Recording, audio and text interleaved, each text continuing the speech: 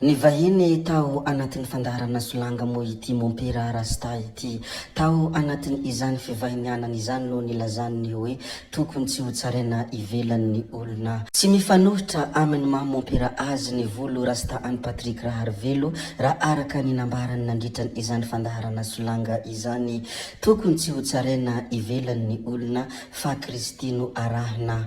Tsara raha mifanaja amin'izay fihetsika sy fiakanjo anaovana ny mpitondra fivavahana hoy ny fanambarana hatrany nandritra ny fivahinianana tao anatin'ny fandaharana solanga. Na zany na tsy zany nefa amin'ny fotsy miangatra sy amin'ny fijery tsy maramara dia ny kristianina no tena hita sy tsapa fa tia mitsara olona indrindra raha eto a Madagasikara, satria izy ireo dia diso manamarintena loatra ka lasa midiabolize ny olona tsy mitovy finoana amin'izy ireo ary lasa lazain'izy ireo fa devoly sy satana ny olona rehefa tsy mandohalika eo anatrehan'i Jesosy. Betsaka ny zavatra izay ho lazaintsika ato anatin'ity video ity, fa mialohan'ny ilazantsika izany zavadrehetra izany dia mbola toy ny mahazatra antsika foana abonné alohan'ny chaîne antsika ary asio j'aime ny video, indrindra apetraho ihany koa ny commentaire.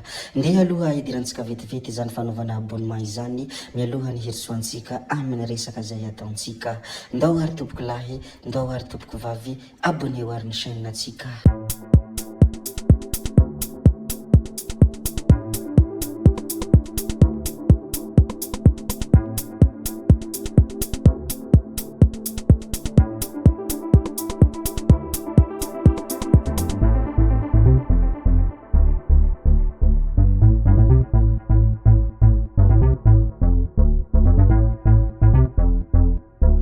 Atomboka antsika indray any ambositra ny filazantsika ny zavamisy ato anatin'ity video anankiray ity.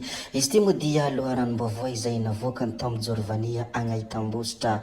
Andian-jatovo mpamono olona ao ambositra, tratehaka ireo andian-jatovo 12 miandahy miambavy izay mpisetrasetra sy mpamono olona ao ambositra. Raha araka ny hita tao amin'ny loharanom-baovao hatrany moa dia fitoriana roa sosona no ny ampanga ireto farany, milaza fa mafy eo toerana ireto izao tratra izao. Ny folo mirahalahy izay mbola misy tsy ampy taona no nahiditra amponja vonjimaika raha mbola eo ambany fanaraha-maso kosa ireo tovovavy roa. Izany moa ny vaovao avy any ambositra ny mikasika andian-jatovo mpamono olona ao ambositra izay tratehaka ary andian-jatovo 12 miandahy miambavy mpisetrasetra sy mpamono olona ao ambositra moa ireto tratra ireto raha araka izay no lazaintsika teo.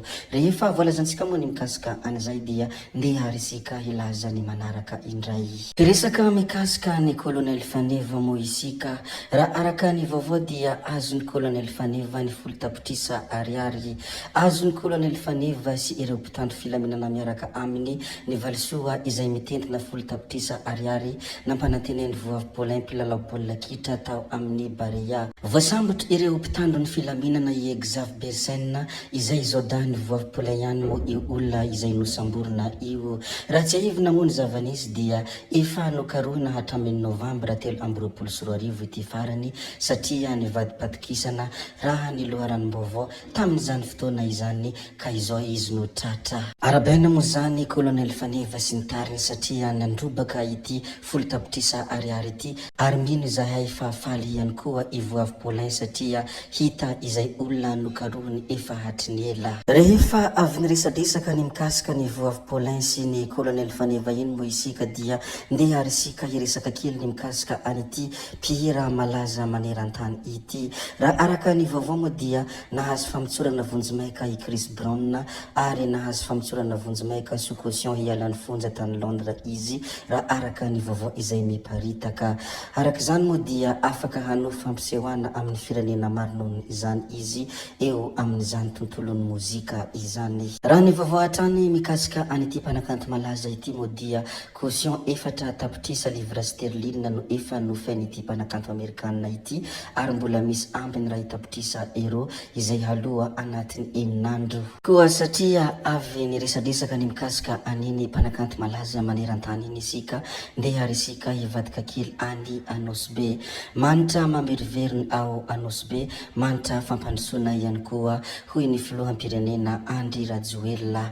Maro no nikasa fa isika kosa manangana sy manatanteraka avy hatrany hoy ny hafatra izay nambarany ity filohan'ny Republikan'i Madagasikara ity ny tao anatin'ny pejiny. Nandritra ny fandalovany ity filohan'ny republika ity tany Anosy moa no nilazany hoe ity cité ilangilangy ity dia natsangana ho fananany ireo fianakaviana izay manam-pandirina ny hanana ny tranony ho azy ka tsy voatery hanofa intsony. Fisarihana no atao ary ireo zay tsy mbola mahazo anjara eto dia hisy velarantany ho zarena parcelle ka amidy amin'ny vidiny mirary. Ary no hamafisiny nandritra n'izany ihany koa ny hoe tany tonga dia azo hanorenana satria ho ajarian'ny fanjakana avy hatrany miaraka amin'ireo fotodrafitrasa eo ambonana ilaina. Miresaka indrindra mikasika an'izay Nosy izay isika moa dia tsara ihany ny mampiatsiafa nandray anjara feno amin'ny filan-kevitry ny minisitra manakaiky vahoaka ireo tompona ndraiky mpanjakana voafidy sy voatendry tany avaratry ny Nosy. Fanamby izay napetraky ny filohan'ny republika dia ny hametraka fampandrosoana amin'ny fanandrify marina amin'ny ilain'ny vahoaka. Mazava ho azy araka izany moa fa tany Nosy indray izy ireo no nijery ny ilaina tany amin'ny faritra Diana sy Sava rehefa avy nijery ny tany atsimo tamin'ny herinandro lasa teo izay efa tsy niafina amintsika intsony. Anisan'ny tsara ho fantatra moa ireny zavatra izay nolazaintsika ireny koa rehefa voalazantsika moa ny mikasika an'iny filoham-pirenena iny ndeha ary isika hilaza kely ity zavatra malaza maneran-tany ity. Izy ity moa dia any Amerika tsy mandray mpianatra vahiny intsony ao Harvard raha araka ny vaovao izay nivoaka. Tsy mahazo mandray mpianatra vahiny intsony na Harvard hoy ny fanapahan-kevitra ny fitondrany Donald Trump amin'ny taom-pianarana vaovao 5 ka hatramin'ny 4 7 isanjato any mpianatra ao Harvard dia avy amin'ny firenenkafa avokoa. Nilaza ny gouvernemanta amerikanina fa misy hetsika manohana any Hamasy mampidoza ny tontolo iainan'ny mpianatra jiosy, mampihatra politika diversité sy ny sisa tsy voatanisa heverina ho manavakavaka no antony fanapahan-kevitra. Zay moa ny mikasika an'iny Harvard iny ary ho faraparanantsika tanteraka moa ity video anankiray ity fa ny hamaramparanansika azy dia resaka fiompina trondro izay nampidibola 7 mitentina 7 ny vola azony ireo tantsaha tao Toliara rehefa niakatra somantsara ny vokatra trondrony izy ireo. Miroborobo be ny fiompina trondro anatiny ankehitriny satria sady mahazo fanifanana amin'ny fiompina ireo tantsaha no mahazo zana-trondro avy amin'ny ministeran'ny Jono sy ny toe-karena manga izay tompony tetikasa. Ankasitrahana lehibe manokana amin'izany moa ny ministeran'ny toe-karena manga sy ny Jono tsy iza moa izany fa Andriamatoa Matanty Paubert tsy manao raty. Tompoko vavy sy tompoko lahy, zay ihany koa no namarana ny videontsika koa dia mankasitraka anareo na vitany hainao hatramin'ny farany ary mbola manentana anareo foana ny mbola hanaraka ny video manaraka izay alatsaka hiato misesisy tsy mijanona tsenky hiato. Zay fa tsy halavyanay resaka hametra veloma izahay veloma vetivety fa tsy hoe akory sanatria veloma mandrakizay amin'ny manaraka indray no manao ny misimisy veloma ary tompoko lahy veloma tompoko vavy.